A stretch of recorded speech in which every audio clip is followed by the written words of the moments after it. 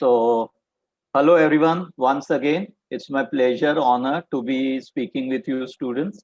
In fact, I'm a trustee at one of the schools in Mumbai also. So, I'm glad that I'm able to share some of my experiences with young students who are going to be the future of India and the world, wherever you are going to find the opportunities. So yes, so my career today is in stock markets. I was a practicing chartered accountant, and somehow it did give me the kick which I wanted. I felt very boring, so I landed up into stock market about 35 years back, and I'm very glad that I took a decision to move myself from the chartered accountant practice to stock market. So I started as a sub broker in the stock market, and now today I'm a broker on the National Stock Exchange and the Bombay Stock Exchange. Now I do not know how many of you are aware about what a stock market is. So basically, we know that there are many businesses, small. We see around ourselves. We get our goods on Flipkart and Amazon, and there is some business house, business company which is selling the goods. But if you want to grow big, you need to raise money from the public. And when you want to raise the money from the public, you have to come on a stock market. So, what is basically a stock market? A stock market is a market where the shareholders means the partners who have invested in that, want to either exit, want to sell their stake in the company, or want to buy. So you have a common place where the buyers and the sellers interact. Now, they could be individuals, they could be foreign investors, they could be institutions from India or even outside India. There are many stock exchanges trading into equities, trading into commodities, trading into foreign currency. But what we are primarily going to talk about today is the equity markets. So I do not know how many of you have heard the names. So your parents, teachers would definitely be knowing the two major stock exchanges in India are the National Stock Exchange and the Bombay Stock Exchange. The older one is the Bombay Stock Exchange. It has a history of more than 100 years. National Stock Exchange started somewhere around 1993, 94, somewhere. Uh, Quite new compared to Bombay Stock Exchange, but National Stock Exchange revolutionized the whole stock market activity. Previously, it was physical in nature. There was a trading ring where the people would go in the physically go in the trading ring. It was like a big pit, like a stadium, and people will go there and interact with each other and do all the buying and selling. When the National Stock Exchange started, it directly started with a computerized environment. And in that computerized environment, it was very easy to trade. People can see the prices of the stocks moving up and down. But when it was a physical market, people wouldn't know what's going on in the market. So it was very difficult. So National Stock Exchange revolutionized. And in the good old days, there were physical shares, like you're holding, like you have a bank FD and you have a paper receipt. Similarly, for shares, you had a physical shares. But after the National Securities Depository Limited, in short, it is called the NSDL, and later on there was a CDSL also. Uh, they converted the physical shares into electronic shares. So just like you deposit cash in the bank and then you are able to issue a check to anybody you want to pay.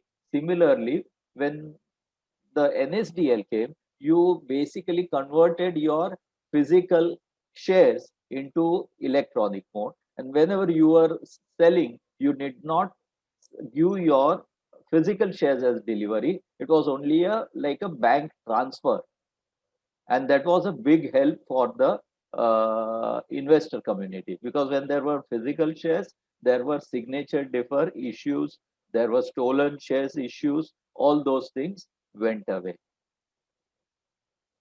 And at that point of time, when I started my career, the daily volume on the Bombay Stock Exchange used to be hardly 100 crores. And today we are seeing a volume of more than 50,000, 60,000 crores. That's the jump in the volumes, and so many people are attracted towards equity investing. In good old days, we had many regional exchanges like the Calcutta Stock Exchange, the Madras Stock Exchange, the Jaipur Stock Exchange, and so on. But today, majority of the dealing are happening on the BSE and NSE, and all other stock exchanges are almost redundant. Now, I'm now we are coming to our direct topic of the day. What are the different opportunities in the stock market, or we say the capital market? So one is you become a stockbroker where you have to take a membership of the National Stock Exchange, NSE in short, or Bombay Stock Exchange, BSE in short.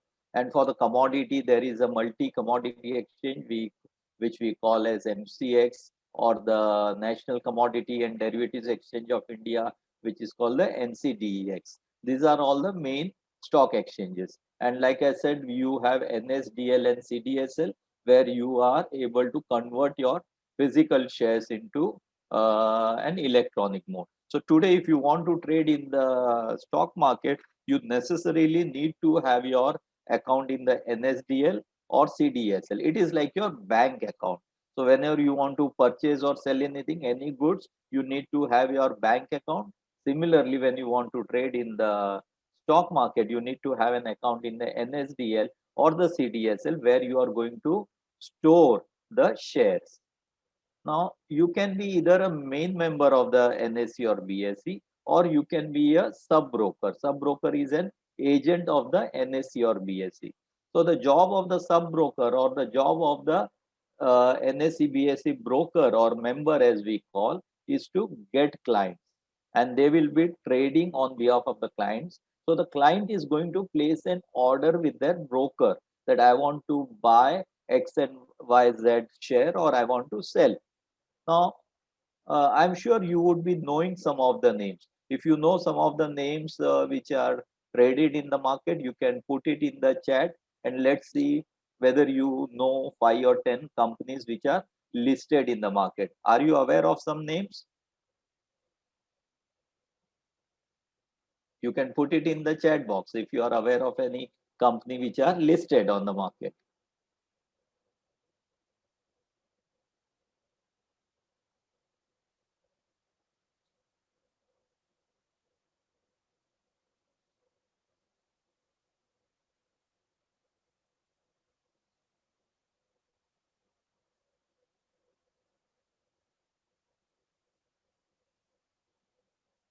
So there are shares like Reliance Industries, there is HDFC, there is Larsen and Tobro, there is Britannia, there is ITC, there is Kotak Bank, there is State Bank of India. So a lot of familiar names around us. There is Hindustan Lever, there is Nestle. So many companies which we know, so many brands that we are using. Shoes you wear, Bata, or the house which is built by the cement of ACC and Ambuja Cement. Then there is Godrej Properties, which builds building, or there is DLF, which is building properties for you. There is Colgate. The day to day, there is a Dabur. So many items, right? You buy your petrol from BPCL or HPCL or IOC petrol pumps. Those are also listed.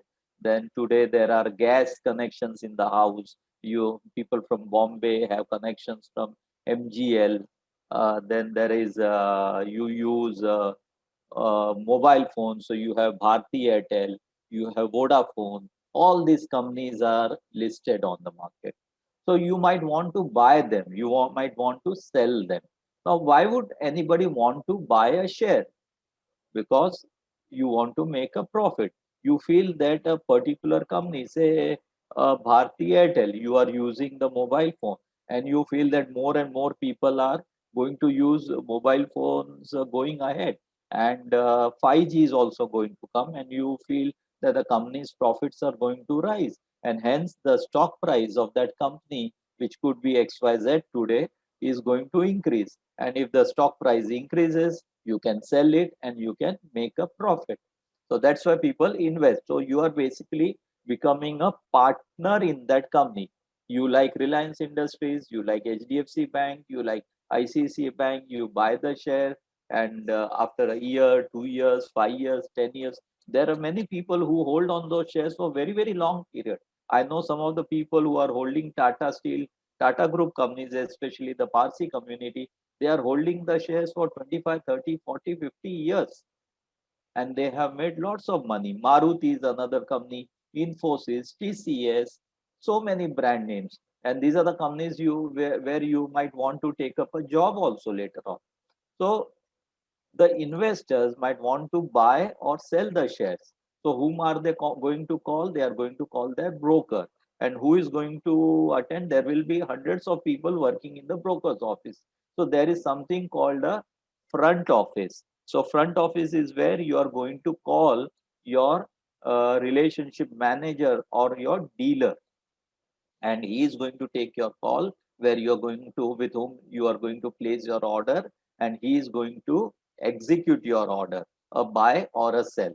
So there is a career opportunity. If you want to execute trades on behalf of the clients, you can become a dealer who is actually sitting on a computer screen of the BSE or a NSE trading terminal, who is seeing the prices changing second to second, and who is going to take orders from you and input those orders into the system. You could be giving an order at the market price, that is, you might want to trade at the whatever price is there on the market, or it could be a limit order which could be executed at a later stage. So the front office dealer is where the client is going to interact with.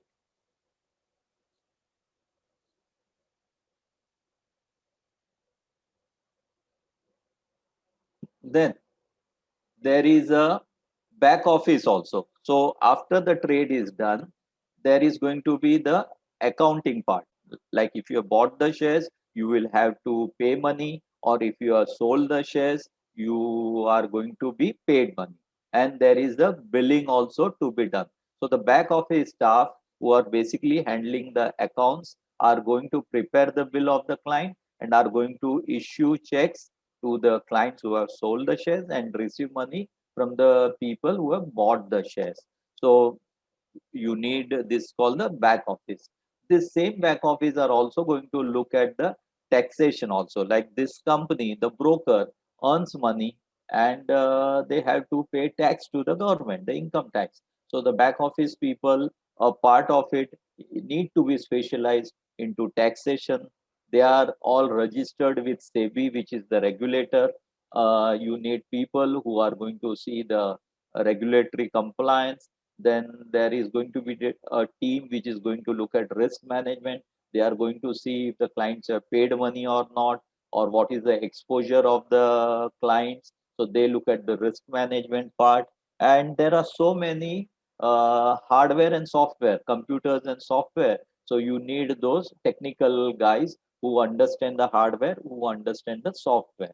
So there are career opportunities from back office, front office, tax experts, regulatory, risk management, computer engineers for managing the hardware and software also. Now, you can also be, the stockbrokers would also be distributing mutual funds. So basically, we call relationship manager the people who interact with the client for selling of mutual funds or insurance, corporate fixed deposits. Nowadays, broker do all those things also. The person interacting with the client is called the relationship manager. Now, when you're trading shares, you need to research the company, whether it is worth buying at this price or not. So there is, we say, a good company and a good stock. So good company would be whose balance sheet is very, very good, who has been making profits regularly, but whether it's available at a good price. then only it would become a good stock. So you need a fundamental analyst who understands the balance sheet, the profit and loss account of the company. He does that analysis. He's called a fundamental analyst or the research head. You have a technical analyst who studies the prices of the stocks. He prepares charts of the prices, daily prices, and he studies the movement. So basically, he tries to understand the trend of the prices, whether the stock prices are going up or they are going down.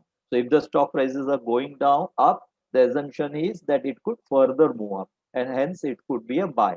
If the stock price is going down, probably it's further going to go down and it could be a sell. And then you find a support level where it could be bought again. And the person who is heading the fundamental analyst, the technical analyst team is called the research head. So a lot of research goes into before making a decision which stock to buy and at what price to buy or when to sell. Then there are people who don't want to trade on their behalf. They do not have ample time. So they would give some money to the portfolio manager. The rule currently as per SEBI rules is minimum 50 lakhs. So anyone having 50 lakhs and more could hand over that money to a portfolio manager. So you need to be registered again with SEBI, that is the regulator, and then only you can give this service to the client. So the person who is taking the decision what shares to buy and which one to buy and which one to sell, at what price to buy and what price to sell, is called a fund manager. So he has to be really be very experienced and intelligent to be able to take decisions what to do with the portfolio of the client. So portfolio basically means a collective of all the shares which the fund manager would be holding in that scheme. So it could be 20 stocks, 30 stocks, 50. So stock and share are used interchangeably. It is the same. Sometimes I might say a stock, sometimes I might say a share or a equity. They all basically mean the same. So fund manager basically manages a portfolio on behalf of the client and for a certain yearly fees. So you could think of becoming a fund manager also.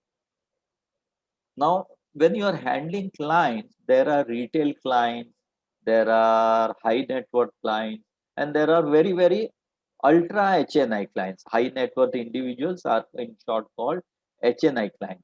And you need spatial skills to handle those HNI skills clients. So you can become a specialized relationship manager.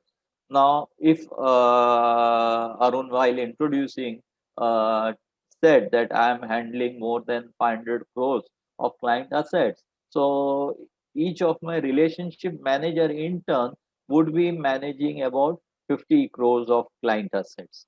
Now that's a big sum. And within that 50 crores, let's say they are having 50 to 100 clients. That would be meaning a crore to 2 crore per client on an average. Not necessarily everybody would be having a crore. Someone could be having 5 lakhs, someone could be having 10 lakhs, and someone could be having 5 to 10 crores also. So people who are managing those big clients really need to be very experienced and knowledgeable. Then to manage a big, so like I am a stockbroker in Bombay and totally based in Bombay, but there are many stockbrokers whose offices are spread across India, across India. So they would be having hundreds and thousands of branches. Then you would require managers to handle each and every branch of that broker. So those are again the opportunities. So you need, so there are so many specialized activities. Like you need a computer engineer, you could be needing a chartered accountant, you could be needing a lawyer, you could be needing an MBA, you could be needing a CFA. There are so many engineers who, after doing engineering, want to get into stock market or the management field, do their MBA, and have become fund managers, very successful fund managers. Yes. So a combination of engineers come MBA is also to be seen. and there are legal specialists who are employed with SEBI. So when you want to come into stock markets, not necessarily you are working with a stockbroker, but you could also be working with SEBI itself. SEBI is a government arm, right, who is a regulator of the capital markets. And they employ basically lawyers, LLBs, people who have done LLB. So people work in SEBI, get some good experience of 5, 10, 20 years, and get absorbed by very, very big firms because of their past experience with the regulator themselves. So basically, what are the qualifications required? So you could be a chartered accountant, you could be a company secretary, you could be a lawyer, LLB, an MBA, CFA. So CFA is a qualification from USA, CFP, again a qualification from USA, but available in India, like it has been Indianized. Engineers who later on do MBAs, or as a hardware software consultants also. And there are various other opportunities even for graduates, like people who have not done higher courses like the CA or LLB or MBA, even graduates. So in our office, the front office dealers, the back office dealers are basically graduates. For that, you don't need to be a chartered accountant. So somebody who doesn't want to pursue higher studies, even a graduate can work as a front office dealer and a back office accountant or taxation handling, the regulatory requirements of SEBI also. Then the people who want to become dealers have to pass some exams of the stock exchange, which are called the NISF. So that is a requirement that apart from your graduation, there is just one exam, one paper, not very difficult, which you have to pass. So basically, it gives you an idea about the background of a stock exchange and the basic rules and regulations. And then there are risk managers or somebody who wants to distribute mutual funds have again to pass some very basic exams.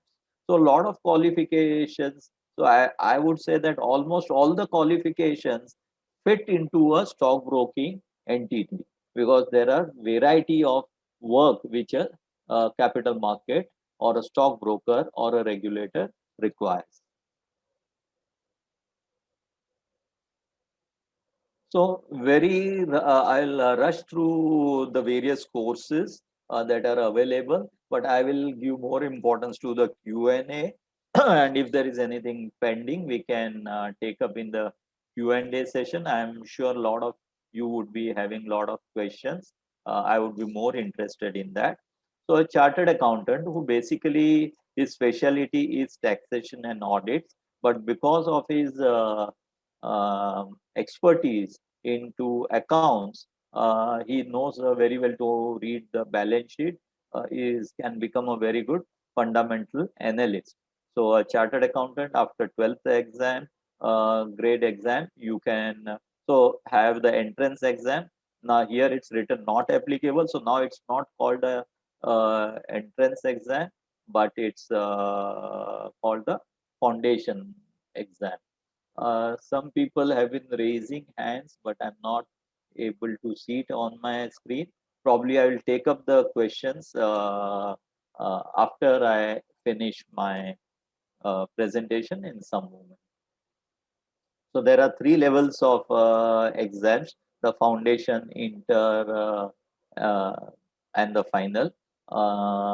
Slightly tough, but very, very uh, recognized in India, especially. So there are level 1, 2, and 3, the foundation, intermediate, and final exams. If anybody wants the presentation, I do not mind Arunji sharing the PPT with you students. Then there is an MBA. Again, anybody from any field, from art, science, or commerce can pursue an MBA after their graduation. There is MBA marketing, MBA finance in general. But to get into stock market, an MBA in finance would be required. And if someone wants to get into really very highly graded organizations, mutual funds, an MBA from the IIM would definitely be the best.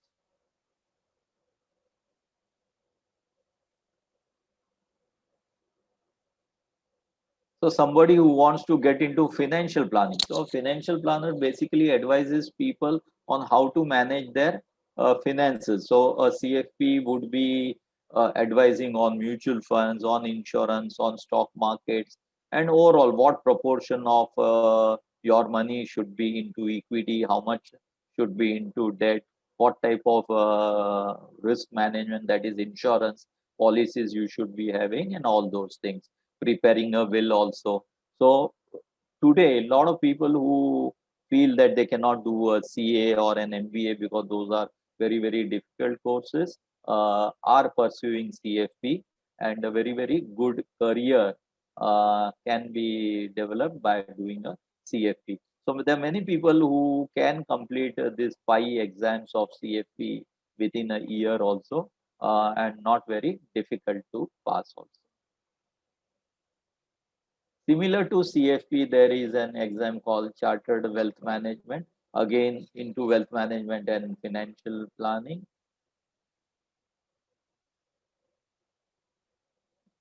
But the most recommended course, if you want to get into research, if you want to become a fund manager, if you want to go anywhere in the world, is the course called CFA, Chartered Financial Analyst. This is from USA. The same exam is conducted across the globe at the same time. So this is highly recognized. So you could be having a job, let's say at Goldman Sachs in Bombay, and Goldman Sachs tomorrow wants to transfer you to USA. The same qualification CFA would stand you, and you can take up a job in USA or anywhere in the world. Uh, many thousands of students today in India are appearing for the Chartered Financial Analyst course. Again, a 3 level difficult exam, but really very much recommended if you want to get into the stock market or capital markets. Financial risk management is another thing where today a lot of risk management is being done at the banks level, at the capital market level.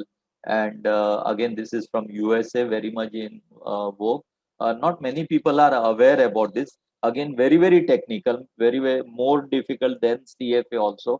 But people having a bend of statistics can look at doing FRM. There are quite a few people who do prefer a combination of CFA and FRM. There are many people who do MBA and CFA and FRM also, can really go many places. So it would be a very good combination, 2 levels of exams. Actuarial science, somebody who wants to get into insurance industry. So an actuary who studies actuarial science is basically a person who decides the premium which we pay on the policy, whether it be a life insurance or it be the general insurance, like the premiums on your mediclaim and your mediclaim or car insurance or fire insurance or anything. Many people who do actuarial science also become fundamental analyst also, because that is also part of the curriculum. Actuarial science is from UK, from USA, from India. Some people do Indian as well as the UK and or the USA one. Somebody who can't become a chartered accountant in India can prefer to do a chartered accountant from UK. It is called a chartered certified accountant. And there is something called again from UK, a Chartered Institute of Management Accountants, something like an MBA. Then if you want to become a mutual fund distributor, you need to give this one simple exam, and only if you have cleared the exam, can you yourself be a mutual fund distributor, or you can take up a job of a relationship manager with a mutual fund distributor. This is the insurance regulatory, just like you have SEBI for the capital market, you have IRDA for the insurance industry, which is the regulator, and anybody who wants to become an insurance agent or advisor need to clear an exam of IRDA.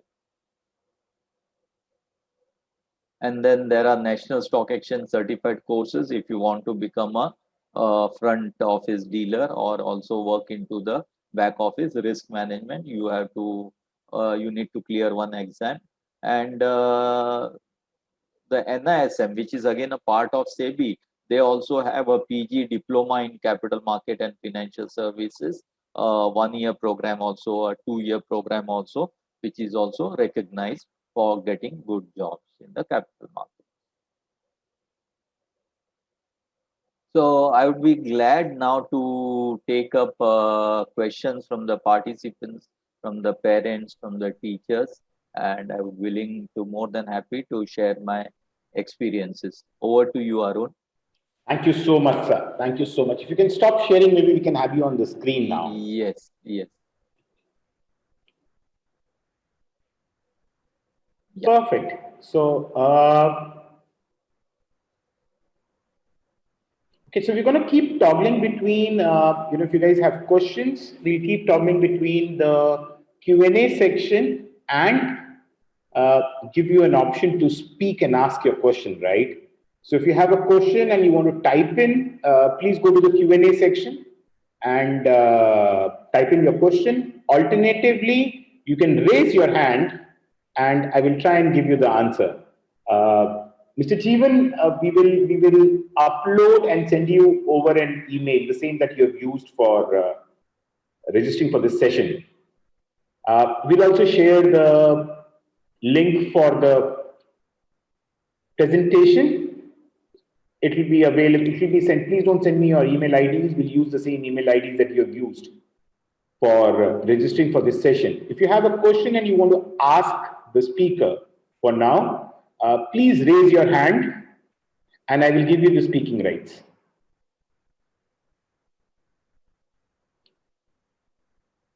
Recording usually will take a little while, before next Saturday, we should be able to upload the video on the website.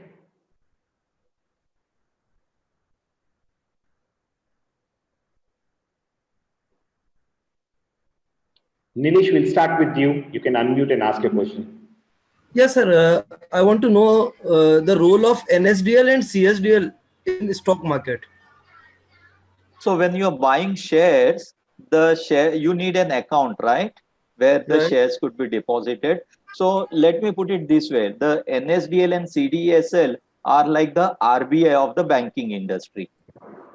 Okay. Okay. And then there are depository participants. So the NSDL and CDSL are called the depositories, and the banks or the stockbrokers could be depository participants. So like they are the branches of the banks, like you have Canara Bank, State Bank of India, where you go and open an account, right? So so when you want to trade in the stock market, you need to have a demat account, it's called. So you need to open an account with your broker if he is a depository participant. Not all the brokers are depository participants. Also, there are quite a few investors who don't prefer to open an account with a broker. They prefer to open an account with a bank. So say ICICI Bank, Kotak Bank, HDFC Bank, they also all are depository participants. So it's not necessary that your trading account, which necessarily has to be a broker, and your demat account, not necessary that they have to be at the same place. Ideally, it is better to have at the same place, but doesn't matter even if they are with different organizations. There is a question. Is that okay, Nilesh? Can we move on? Yes, it's okay. Thanks. There's a question from Raghav. Which course should I do? So essentially, I think Raghav is interested in investing in stock markets, and he wants to understand what should I do to become an expert in, and this is more from his own consumption. What should I do to become an expert in buying shares, or maybe trading shares is the right word? So there are various strategies of investing into stock market. So I would urge you to, like Arun was talking about that 6-day course of the Bombay Stock Exchange, which is going to be conducted. That would be a very, very good starting point. And if you go on so Bombay Stock Exchange has a investing organization of their own, conducting many, many courses, physical courses, online courses also. And there are many exams conducted by National Stock Exchange. So if you go on their websites, you can enroll for any of the exams which you feel. So there are beginners courses, then there are research analyst courses. When you go through it, you will get an idea when you go through the contents, what they teach. So you start with the beginners course, then you go for the securities market course, you go for the research analyst course, there is an investment advisors course. So start with the beginners course and you will learn the basics. Like there is no end of learning for capital market. And capital market is a place where you make lot of right decisions and lot of wrong decisions also. But collectively, your net of your right decisions, wrong decisions, overall you need to be right, then you are successful. But if you say that always my decisions would be right, it's not possible. Again, in hindsight, me say that I bought a stock at 100 rupees and tomorrow it goes down to 50 rupees. Am I right or wrong? You can't judge today. Say if I hold on for another 1 year, that 50 rupees stock might become 200 rupees. So if somebody has sold off at 50 rupees, has made a loss, and somebody who has held on to it made double the money. And it's very much possible that stock might further go down to 25 rupees and may not come back to 100. So it's not that easy. It's not that easy. And there are different styles. Like in cricket, you have a T20 and the one day and the test match. And the playing style, the technique has to be different for all. So similarly, in the stock market also, you have day traders who do not carry forward their position to next day. They would buy and sell on the same day. And there would be players who would buy today and within 2-3 days they will be selling off. And there would be some people who would be buying shares today and holding them for years together. So your style, your strategy would depend upon what type of player you are. So whether you are a same day player or an overnight trader or an investor. So here I would like to make a distinction between a trader and a investor. People play in the market, act in the market, but not all are investors. But yes, if you really want to be a very good expert, do an MBA in finance or a CFA. So I think you answered Amal's question. Is CFA good for becoming an expert in investing? Very much. That is the ultimate course today in the world.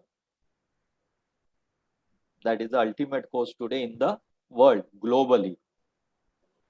There's another question from Yash. Sir, can we take seminars for further more details on how to purchase and sell an analysis? So there are, I don't know whether... I would like to take a pause here and ask, a student who's in school right now, is it too early for him to look at invest? Is he getting too swayed too early into this, or because stock markets per se also catch fancy for many of us when we are growing up. You've heard of people becoming billionaires overnight. So is this the right age? And if there is a concept of a right age, and second, is there any place they can go and search for information? Yeah, right question, Arun. This is not the right age to think about making money, but this could be a right age of developing your common sense, right? So I would urge you all to read a book by Peter Lynch. It's called One Up on Wall Street. One Up on Wall Street. And another book is Beating the Street. So I like, my favorite is Peter Lynch. Warren Buffett is another favorite. And Warren Buffett is the favorite of almost everybody, the whole investing community. But Peter Lynch has written these two very, very beautiful books. And his common method was common sense investing. What is the thing that you feel will do well? So first of all, you have to understand the industry which is going to do well. So let me say, talk like this. Do you feel that the mobile users are going to increase tomorrow, say after 2 years, 5 years, 10 years? The answer is yes. Even though you might be finding in your circle that everybody has a mobile, but if you look at India, not everybody still has a mobile. Is the population of India increasing? Yes. So right now, because of the population increase, more and more people are going to use the mobile. Even with the current population, not everybody is using a mobile. Thirdly, the 5G is going to come. So more data consumption is going to happen, and people are becoming more and more habituated to the mobile. So if you see the data consumption year after year, the consumption is going higher. So if the consumption is going to become higher, your billing is also going to go higher. And if the billing is going to go higher, the mobile companies are going to make profit. So today, if I say that after 10 years, will the mobile industry be there? The answer today, a common sense answer is yes. Is the company going to grow? The answer is yes. Are the profits going to grow? The answer is yes. So whether the stock prices should go up, the answer is going to yes. Is there much competition? The parents and the teachers would know that a few years back there were about 10, 15 companies, but today now there are only three companies: the Reliance Jio, Bharti Airtel, and Vodafone. So the competition has also reduced. And tomorrow, whether the Vodafone would be there or not, we do not know. If it's not, then there will be only two companies. So more or less like a monopoly situation. So this is a very, very common sense approach. Yes. So today, if I want to buy the share of Bharti Airtel, which is purely into mobile, uh, can I buy? Because Reliance is into many, many different businesses. So it's difficult to talk. But then, so you are left with only Bharti Airtel and Vodafone. Vodafone is having its own financial problems. So that leaves you only one company, Bharti Airtel. Will that company make profits, more profits? The answer is yes. So this is called common sense investing. And whenever due to any sentiment or anything, you get a price, lower price, that is an opportunity always to buy that stock and keep it for 5 years, 10 years, as long as the market, that industry is going to do well, that company is going to do well. There is no need of selling that share, and that share will go up and up. Today only I was reading somewhere somebody who had invested 1 lakh rupees in Infosys in 1992. The value of that 1 lakh today is 113 crores, 113 crores. But people who trade in the market would have, when the value of that 1 lakh became 1 lakh 25,000, might have sold off, making 25% profit. But the real investor is one who is still holding, and his 1 lakh has become 113 crores. So why to sell a share if that industry and that company continues to do well? That is real investing. So common sense investing is very, very important. Similarly, shoes. Are you going to stop wearing shoes? No. Which is the brand that comes to your mind? Bata. Obviously, if everybody is going to buy Bata shoes, that company has to do well, right? Which toothpaste you are using? Majority will say Colgate. So obviously Colgate is going to do well. Which bank are you banking with? HDFC Bank, ICICI Bank, State Bank. The brands which easily comes to your mind, these are the products which you are using. These are the companies which are going to make money. They have business. So please try to learn the common sense way of investing that will ensure that you will be successful in the market. In fact, that brings me to a point to understand, for most of you who are attending this session, why data handling is important, why basic arithmetic is important, why numeracy is important, right? For many of you, this is the reason why mathematics is taught and why you need to look at. Even if you're not looking at a career which is mathematics based, you would find that this is important skill, right? Even if you're fantastic at selling, you'll still need to know some of it, right? And so I'm probably giving you a reason why numerical skills, numeracy is important at school, Absolutely. right? Students are asking, most of them are asking the name of the books. So you said Peter Lynch? Yes, Peter Lynch, One Upon Wall Street and Beating the Street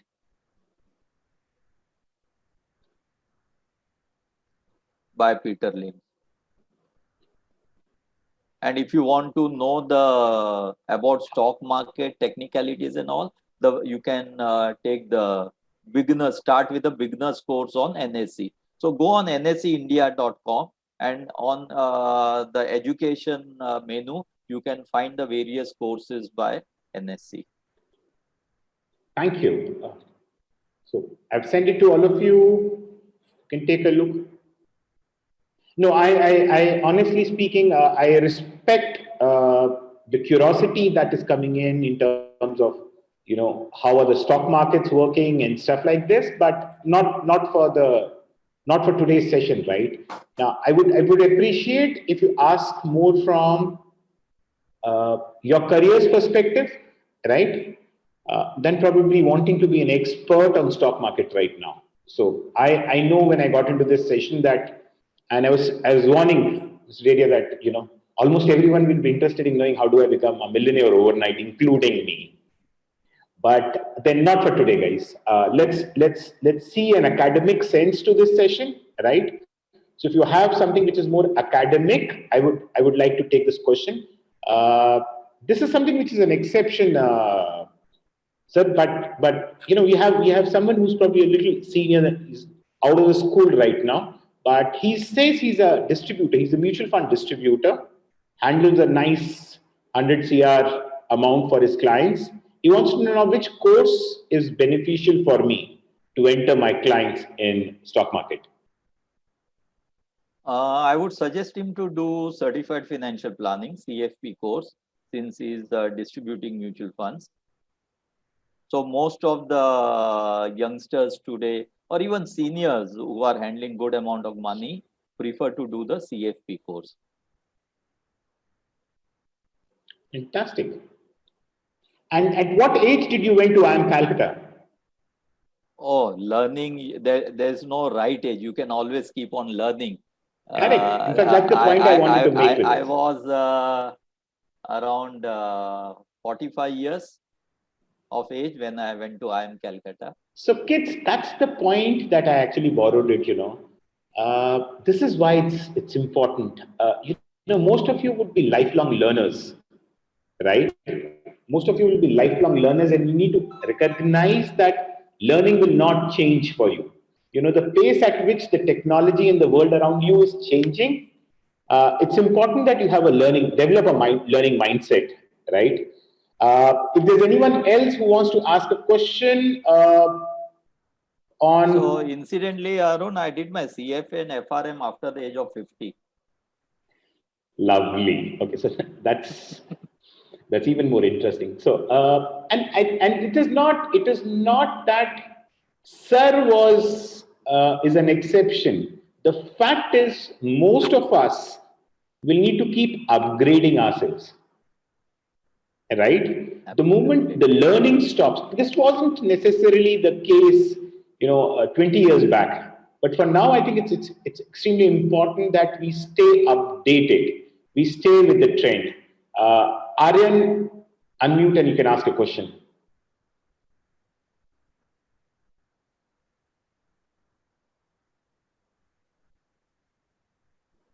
Aryan, please go ahead and ask your question. I don't think I asked. Raise my hand.